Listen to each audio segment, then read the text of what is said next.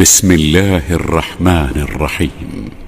تلك الرسل فضلنا بعضهم على بعض، منهم من كلم الله ورفع بعضهم درجات، وآتينا عيسى ابن مريم البينات وأيدناه بروح القدس، ولو شاء الله ما اقتتل الذين من بعدهم من بعد ما جاءتهم البينات ولكن اختلفوا فمنهم من آمن ومنهم من كفر، ولو شاء الله ما اقتتلوا ولكن الله يفعل ما يريد. يا أيها الذين آمنوا أنفقوا مما رزقناكم من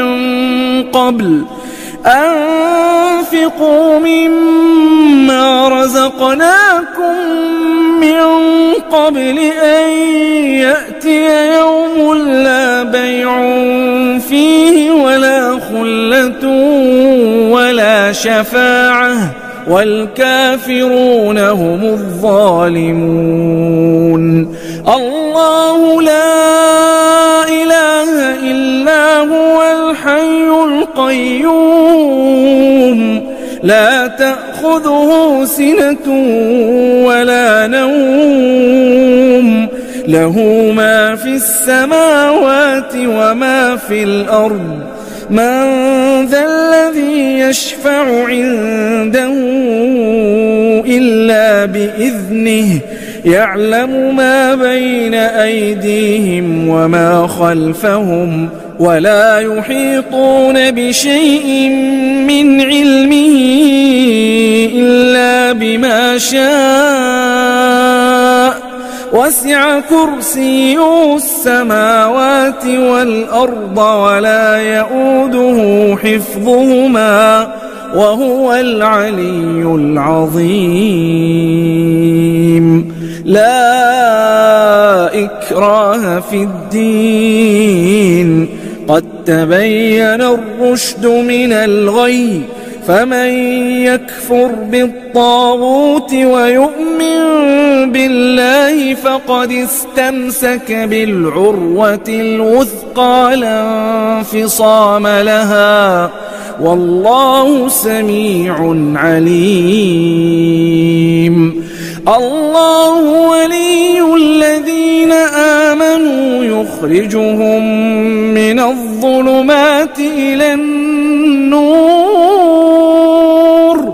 والذين كفروا أولياؤهم الطاغوت يخرجونهم من النور إلى الظلمات، أولئك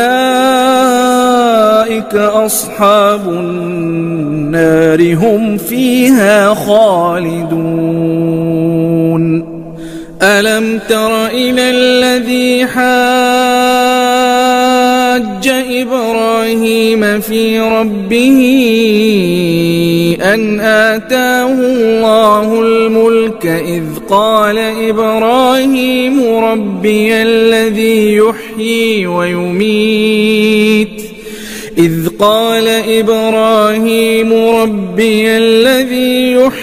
ويميت، قال أنا أحيي وأميت.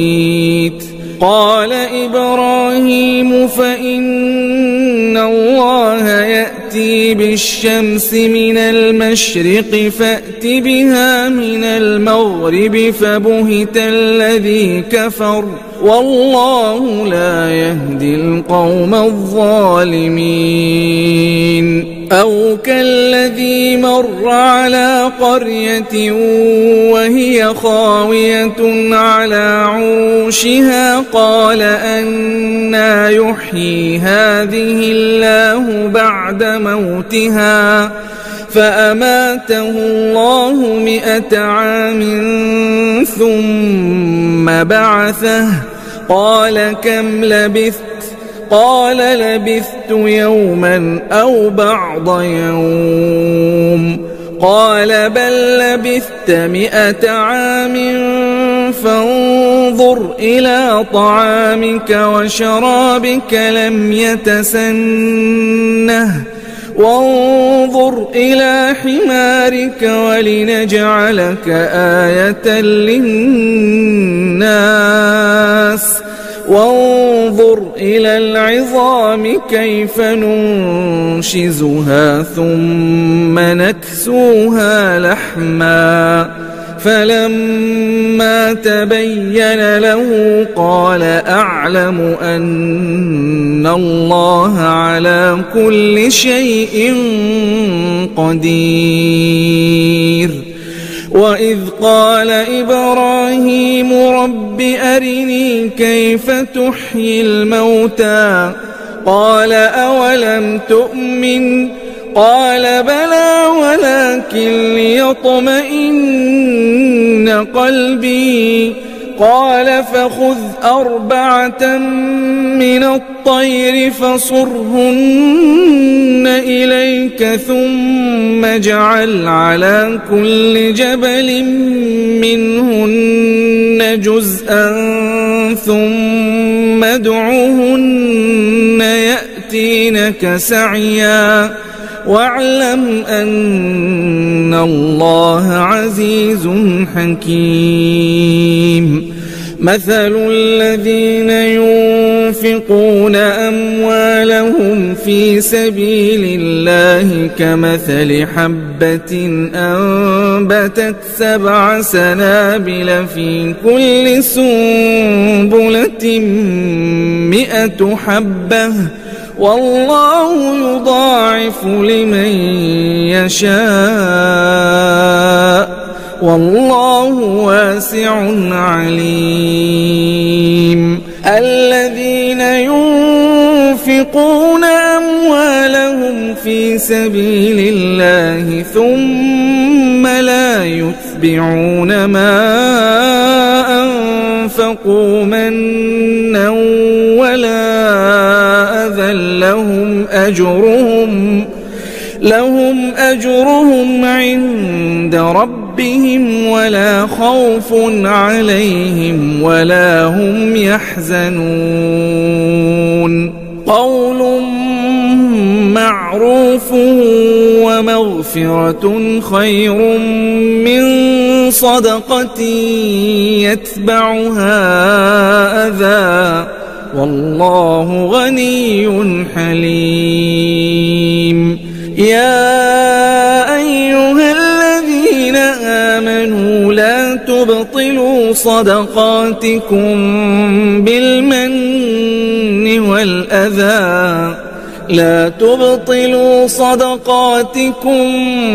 بالمن والأذى كالذي ينفق ماله رئاء الناس ولا يؤمن بالله واليوم الآخر فمثله كمثل صفوان عليه تراب فأصابه وابل فتركه صلدا لا يقدرون على شيء مما كسبوا والله لا يهدي القوم الكافرين.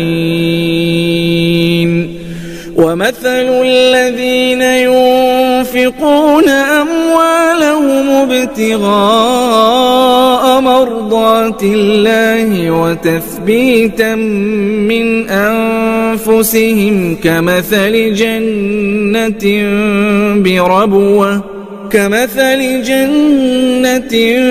بربوة أصابها وابل فآتت أكلها ضعفين فإن لم يصبها وابل فطل والله بما تعملون بصير.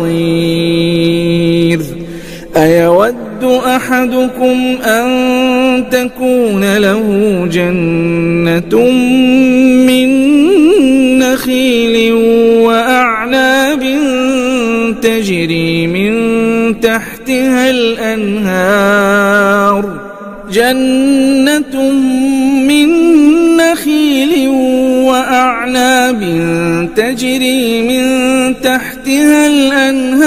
له فيها من كل الثمرات وأصابه الكبر وله ذرية ضعفاء فأصابها إعصار فيه نار فاحترقت كذلك يبين الله لكم الآيات لعلكم تتفكرون. يا أيها الذين آمنوا أنفقوا من طيبات ما كسبتم ومما أخرجنا لكم من الأرض ولا تيمموا الخبيث منه تنفقون ولستم بآخذيه إلا أن تغمضوا فيه واعلموا أن الله غني حميد. الشيطان يعدكم الفقر ويأمركم بالفحشاء والله يعدكم مغفرة منه وفضلا والله واسع عليم. يؤتي الحكمة من يشاء ومن يؤت الحكمة فقد أوتي خيرا كثيرا وما يذكر إلا أولو الألباب. وما أنفقتم من نفقة أو نذرتم من نذر فإن الله يعلمه وما للظالمين من أنصار. إن تبدوا الصدقات فنعما هي وإن تخفوها وتؤتوها الفقراء فهو خير لكم ويكفر عنكم من سيئاتكم والله بما تعملون خبير. ليس عليك هداهم ولكن الله يهدي من يشاء وما تنفقوا من خير فلأنفسكم وما تنفقون إلا ابتغاء وجه الله وما تنفقوا من خير يوفى إليكم وأنتم لا تظلمون. للفقراء الذين أحصروا في سبيل الله لا يستطيعون ضربا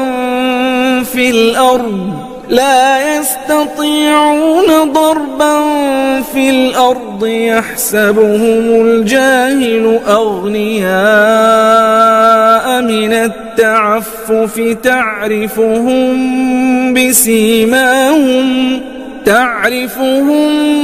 بسيماهم لا يسألون الناس إلحافا وما تنفقوا من خير فإن الله به عليم. الذين ينفقون أموالهم بالليل والنهار سرا وعلانية فلهم أجرهم عند ربهم ولا خوف عليهم ولا هم يحزنون الذين يأكلون الربا لا يقومون إلا كما يقوم الذي يتخبطه الشيطان من المس ذلك بأنهم قالوا إنما البيع مثل الربا وأحل الله البيع وحرم الربا فمن جاءه موعظة من ربه فانتهى فله ما سلف وأمره إلى الله ومن عاد فأولئك أصحاب النار هم فيها خالدون يمحق الله الربا ويربي الصدقات والله لا يحب كل كفار أثيم إن الذين آمنوا وعملوا الصالحات وأقاموا الصلاة وآتوا الزكاة لهم أجرهم عند ربهم ولا خوف عليهم ولا هم يحزنون يا أيها الذين آمنوا اتقوا الله وذروا ما بقي من الربا إن كنتم مؤمنين فإن لم تفعلوا فأذنوا بحرب من الله ورسوله وإن تبتم فلكم رؤوس أموالكم لا تظلمون ولا تظلمون وإن كان ذو عسرة فنظرة إلى ميسرة وأن تصدقوا خير لكم إن كنتم تعلمون واتقوا يوما ترجعون فيه إلى الله ثم توفى كل نفس ما كسبت وهم لا يظلمون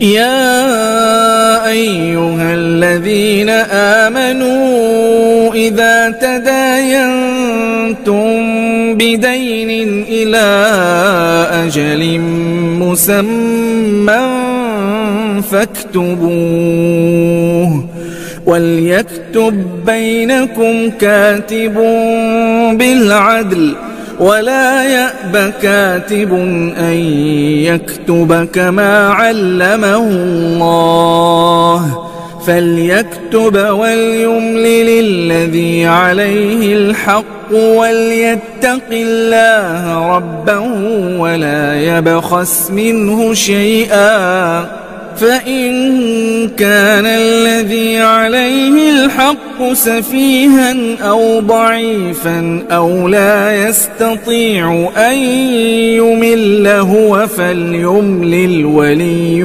بالعدل واستشهدوا شهيدين من رجالكم فإن لم يكونا رجلين فرجل وامرأتان ممن ترضون من الشهداء أن تضل إحداهما فتذكر إحداهما الأخرى ولا يأبى الشهداء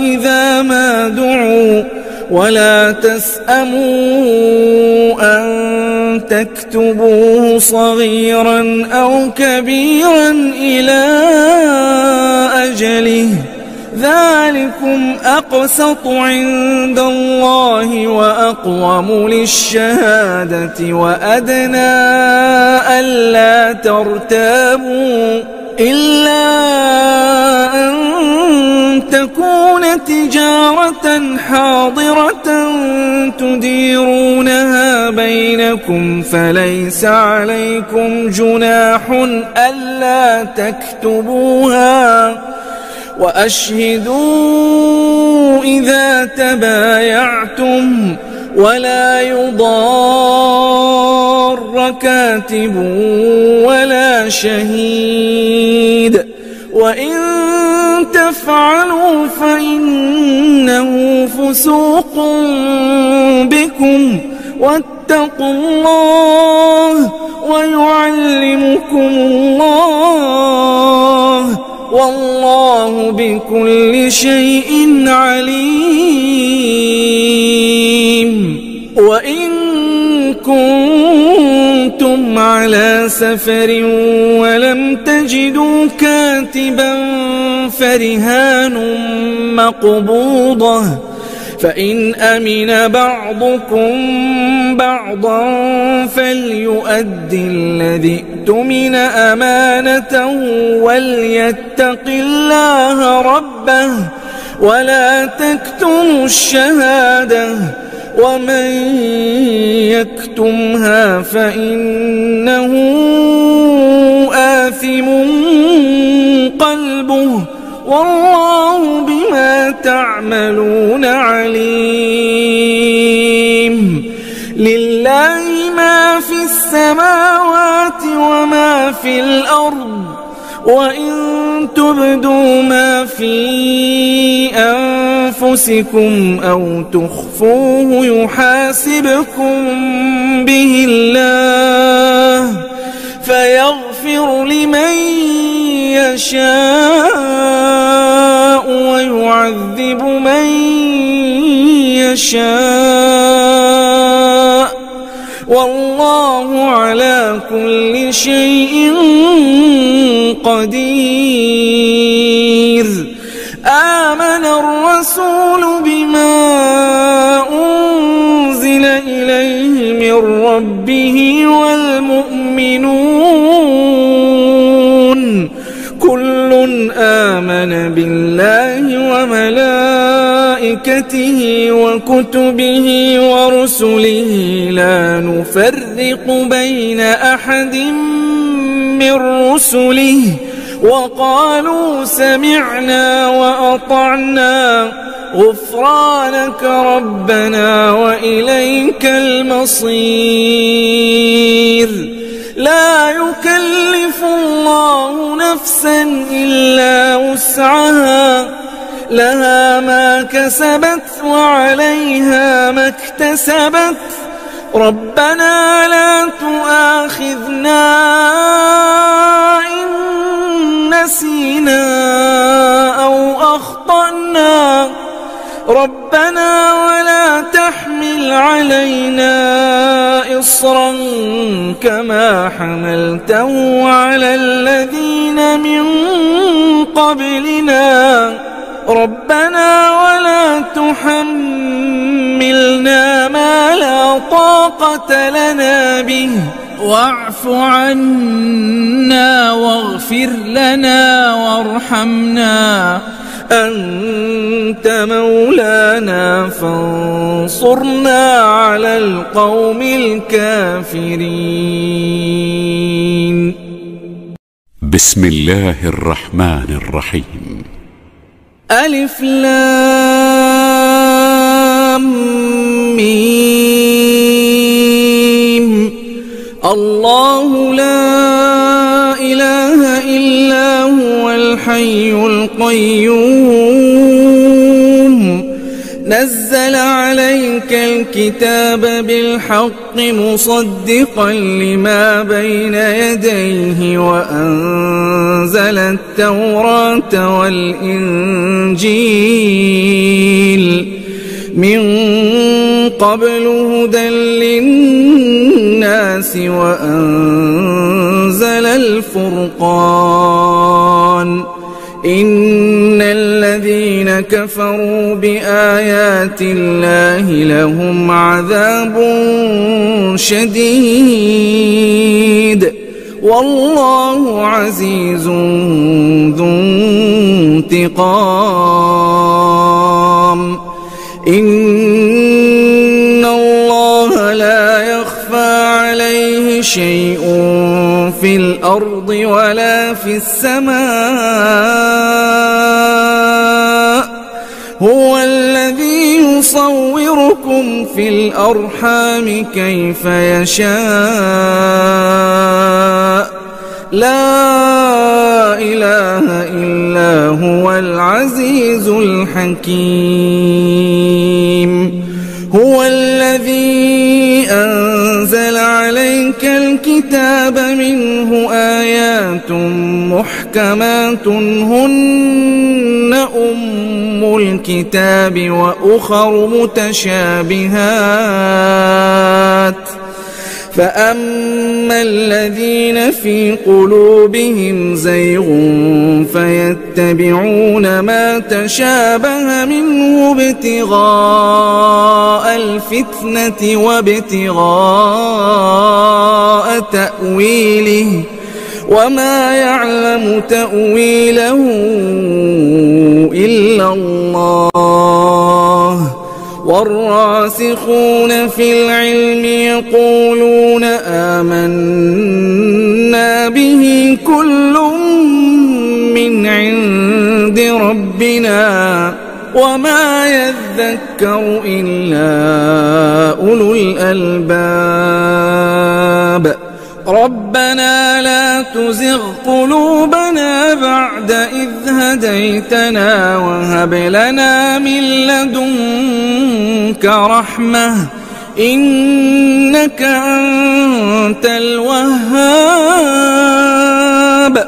ربنا إنك جامع الناس ليوم لا ريب فيه إن الله لا يخلف الميعاد.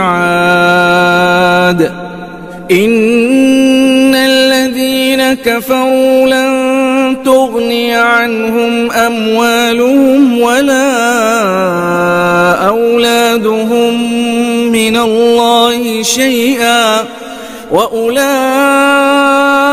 هم وقود النار كدأب آل فرعون والذين من قبلهم كذبوا بآياتنا فأخذهم الله بذنوبهم والله شديد العقاب. قل للذين كفروا ستغلبون وتحشرون إلى جهنم وبئس المهاد. قد كان لكم آية في فئتين التقتا فئة تقاتل في سبيل الله وأخرى كافرة يرونهم مثليهم رأي العين والله يؤيد بنصره من يشاء إن في ذلك لعبرة لأولي الأبصار. زين للناس حب الشهوات من النساء والبنين والقناطير المقنطرة من الذهب والفضة والخيل المسومة والأنعام والحرث ذلك متاع الحياة الدنيا والله عنده حسن المآب. قل أنبئكم بخير من ذلكم للذين اتقوا عند ربهم جنات تجري من تحت تحتها الأنهار خالدين فيها وأزواج مطهرة ورضوان من الله والله بصير بالعباد. الذين يقولون ربنا إننا آمنا فاغفر لنا ذنوبنا وقنا عذاب النار.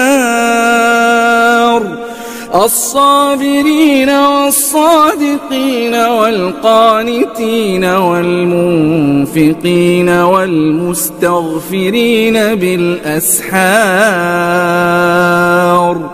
شهد الله أنه لا إله إلا هو والملائكة وأولو العلم قائما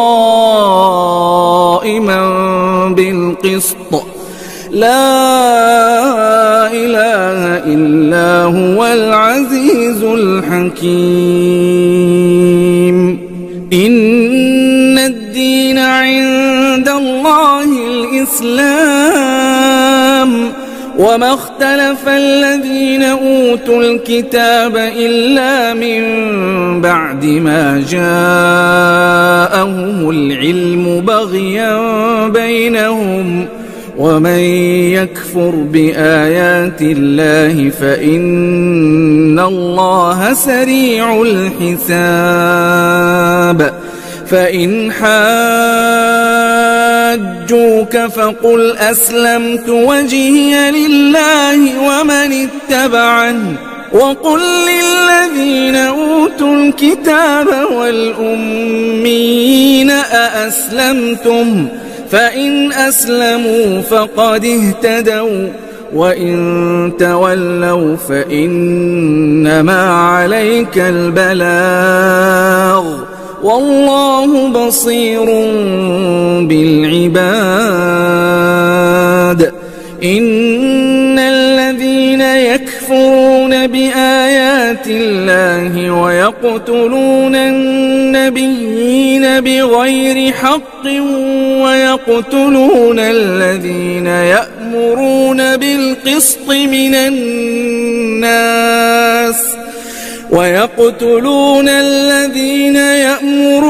بالقسط من الناس فبشرهم بعذاب أليم. أولئك الذين حبطت أعمالهم في الدنيا والآخرة وما لهم من ناصرين. ألم تر إلى الذين أوتوا نصيبا من الكتاب يدعون إلى كتاب الله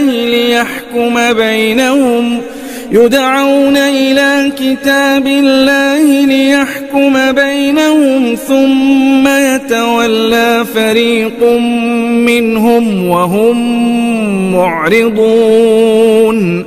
ذلك بأنهم قالوا لن تمسنا النار إلا أياما معدودات وغرهم في دينهم ما كانوا يفترون. فكيف إذا جمعناهم ليوم لا ريب فيه ووفيت كل نفس ما كسبت وهم لا يظلمون. قل اللهم مالك الملك تؤتي الملك من تشاء وتنزع الملك ممن تشاء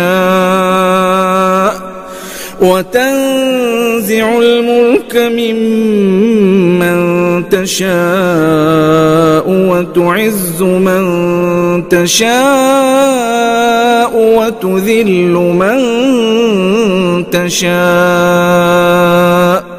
بيدك الخير إنك إنك على كل شيء قدير تولج الليل في النهار وتولج النهار في الليل وتخرج الحي من الميت وتخرج الميت من الحي وترزق من تشاء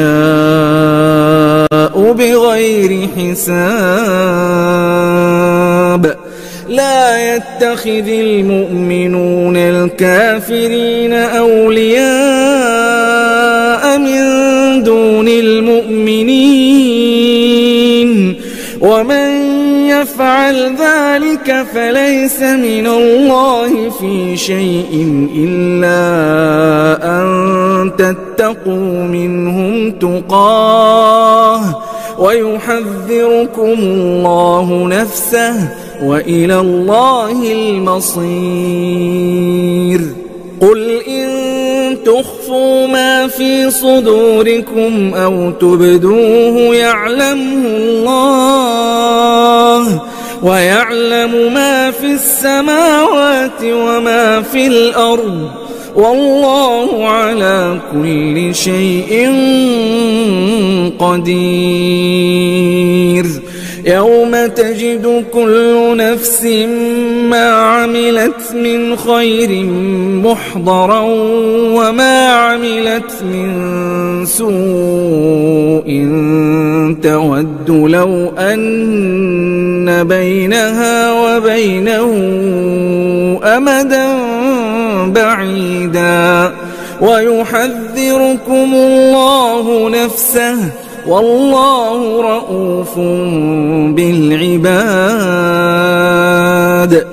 قل إن كنتم تحبون الله فاتبعوني يحببكم الله ويغفر لكم ذنوبكم والله غفور رحيم قل أطيعوا الله والرسول فإن تولوا فإن الله لا يحب الكافرين إن الله اصطفى آدم ونوحا وآل إبراهيم وآل عمران على العالمين ذرية بعضها من بعض والله سميع عليم إذ قالت امرأة عمران رب إني نذرت لك ما في بطني محررا فتقبل مني إنك أنت السميع العليم فلما وضعتها قالت رب إني وضعتها أنثى والله أعلم بما وضعت وليس الذكر كالأنثى وإني سميتها مريم وإني أعيذها بك وذريتها من الشيطان الرجيم فتقبلها ربها بقبول حسن وأنبتها نباتا حسنا وكفلها زكريا كلما دخل عليها زكريا المحراب وجد عندها رزقا قال يا مريم أنى لك هذا قالت هو من عند الله إن الله يرزق من يشاء بغير حساب هنالك دعا زكريا ربه قال رب هب لي من لدنك ذرية طيبة إنك سميع الدعاء. فنادته الملائكة وهو قائم يصلي في المحراب أن الله يبشرك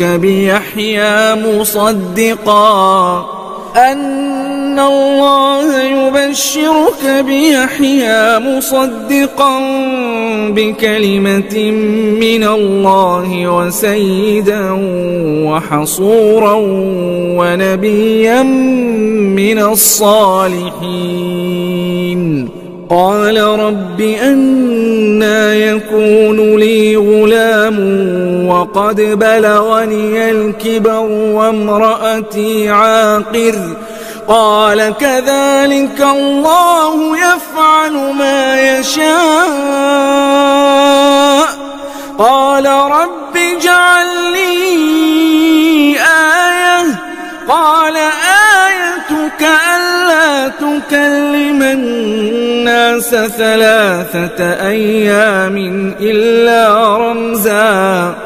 واذكر ربك كثيرا وسبح بالعشي والإبكار. وإذ قالت الملائكة يا مريم إن الله اصطفاك وطهرك واصطفاك على نساء العالمين. يا مريم اقنتي لربك واسجدي واركعي مع الراكعين. ذلك من أنباء الغيب نوحيه إليك وما كنت لديهم إذ يلقون أقلامهم أيهم يكفل مريم وما كنت لديهم إذ يختصمون. إذ قالت الملائكة يا مريم إن الله يبشرك بكلمة منه اسمه المسيح عيسى بن مريم وجيها. إن الله يبشرك بكلمة منه اسمه المسيح عيسى بن مريم وجيها في الدنيا والآخرة ومن المقربين ويكلم الناس في المهد وكهلا ومن الصالحين. قالت رب أنى يكون لي ولد ولم يمسسني بشر. قال كذلك الله يخلق ما يشاء. إذا قضى أمرا فإنما يقول له كن فيكون. ويعلمه الكتاب والحكمة والتوراة والإنجيل ورسولا إلى بني إسرائيل أني قد جئتكم بآية من ربكم أني أخلق لكم من الطين كهيئة الطير فأنفخ فيه فيكون طيرا بإذن الله. وأبرئ الأكمه والأبرص وأحيي الموتى بإذن الله. وأنبئكم بما تأكلون وما تدخرون في بيوتكم إن في ذلك لآية لكم إن كنتم مؤمنين. ومصدقا لما بين يدي من التوراة ولأحل لكم بعض الذي حرم عليكم وجئتكم بآية من ربكم فاتقوا الله وأطيعون إن الله ربي وربكم فاعبدوه هذا صراط مستقيم. فلما أحس عيسى منهم الكفر قال من أنصاري إلى الله قال الحواريون نحن أنصار الله آمنا بالله واشهد بأننا مسلمون ربنا آمنا بما أنزلت واتبعنا الرسول فاكتبنا مع الشاهدين ومكروا ومكر الله والله خير الماكرين. إذ قال الله يا عيسى إني متوفيك ورافعك إلي ومطهرك من الذين كفروا وجاعل الذين اتبعوك فوق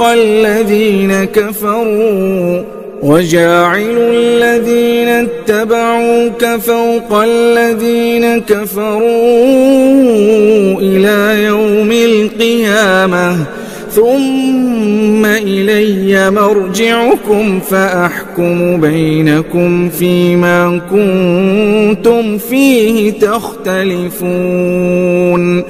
فأما الذين كفروا فأعذبهم عذابا شديدا في الدنيا والآخرة وما لهم من ناصرين.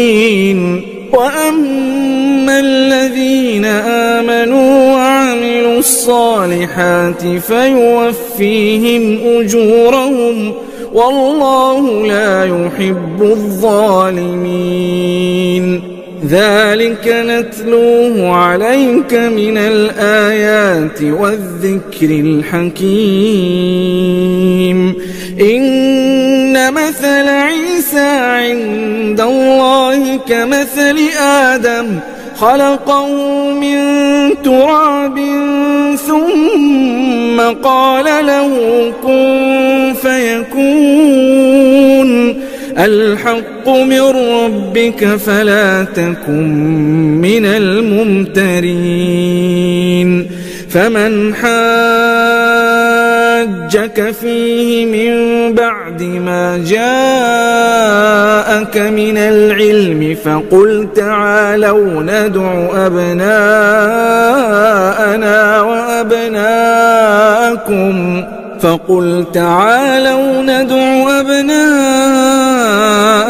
وأبناءكم ونساءنا ونساءكم وأنفسنا وأنفسكم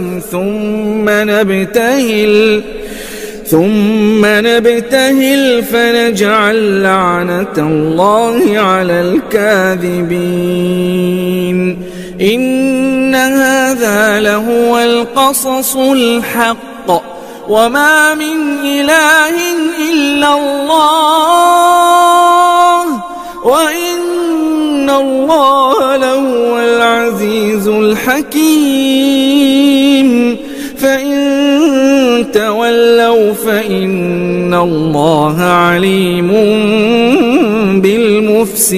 بالمفسدين. قل يا أهل الكتاب تعالوا إلى كلمة سواء بيننا وبينكم ألا نعبد إلا الله ولا نشرك به شيئا ألا نعبد إلا الله ولا نشرك به شيئا ولا يتخذ بعضنا بعضا أربابا من دون الله فإن تولوا فقولوا اشهدوا بأننا مسلمون. يا أهل الكتاب لم تحاجون في إبراهيم وما أنزلت التوراة والإنجيل إلا من بعده أفلا تعقلون. ها أنتم هؤلاء حاججتم فيما لكم به علم فلم تحاجون فيما ليس لكم به علم والله يعلم وأنتم لا تعلمون. ما كان إبراهيم يهوديا ولا نصرانيا ولكن كان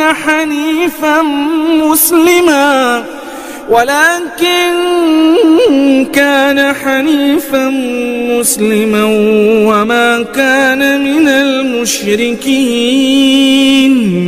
إن أولى الناس بإبراهيم للذين اتبعوه وهذا النبي والذين آمنوا والله ولي المؤمنين. ودت طائفة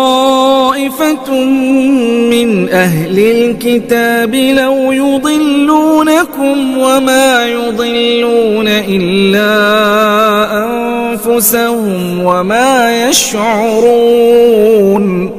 يا أهل الكتاب لم تكفرون بآيات الله وأنتم تشهدون. يا أهل الكتاب لم تلبسون الحق بالباطل وتكتمون الحق وأنتم تعلمون. وقالت طائفة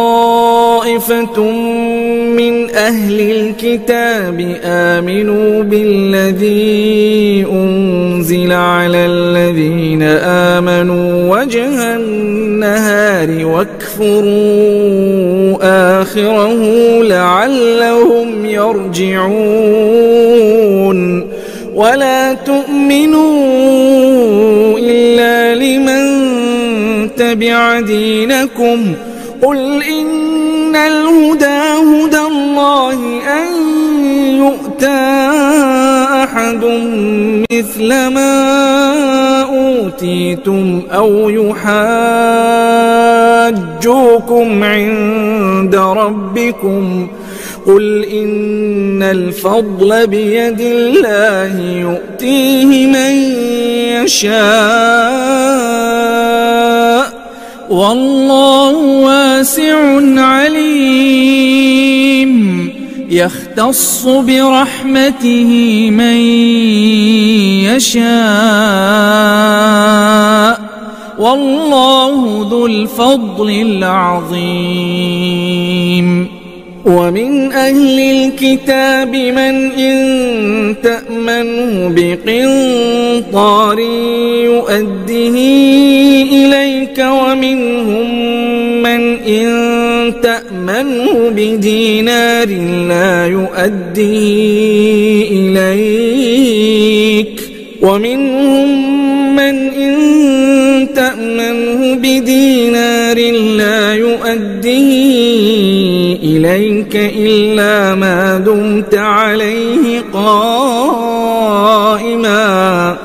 ذلك بأنهم قالوا ليس علينا في الأميين سبيل ويقولون على الله الكذب وهم يعلمون بلى من أوفى بعهده واتقى فإن الله يحب المتقين. إن الذين يشترون بعهد الله وأيمانهم ثمنا قليلا أولئك لا خلاق لهم في الآخرة ولا يكلمهم الله ولا ينظر إليهم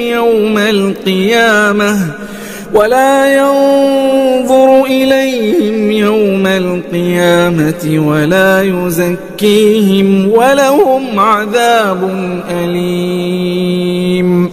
وإن منهم لفريقا يلوون ألسنتهم بالكتاب لتحسبوه من الكتاب وما هو من الكتاب ويقولون هو من عند الله وما هو من عند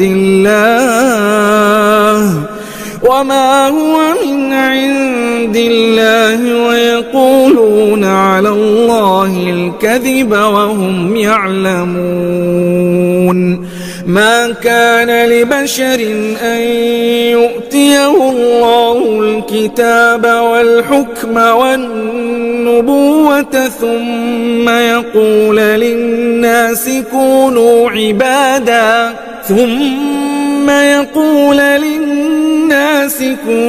عبادا لي من دون الله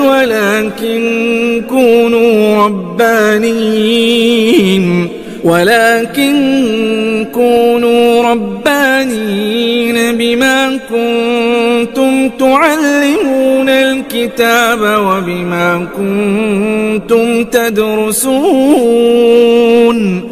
ولا يأمركم أن تتخذوا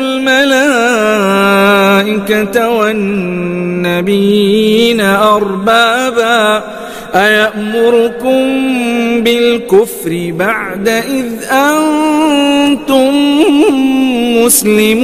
مسلمون. وإذ أخذ الله ميثاق النبيين لما آتيتكم من كتاب وحكمة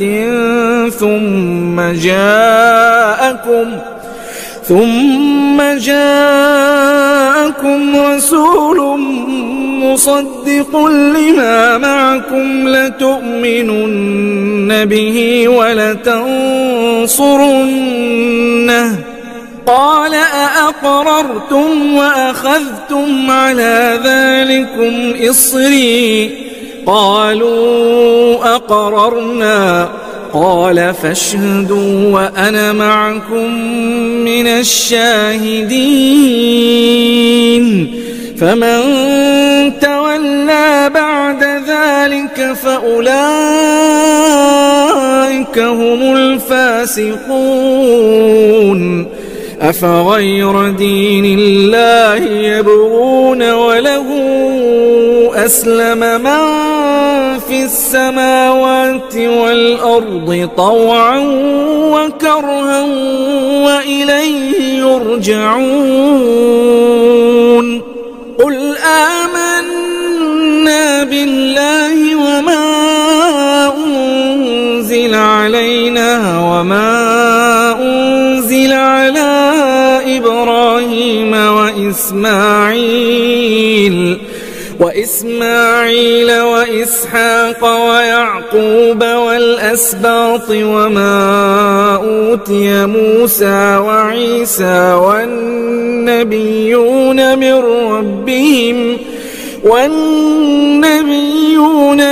ربهم لا نفرق بين أحد منهم ونحن له مسلمون.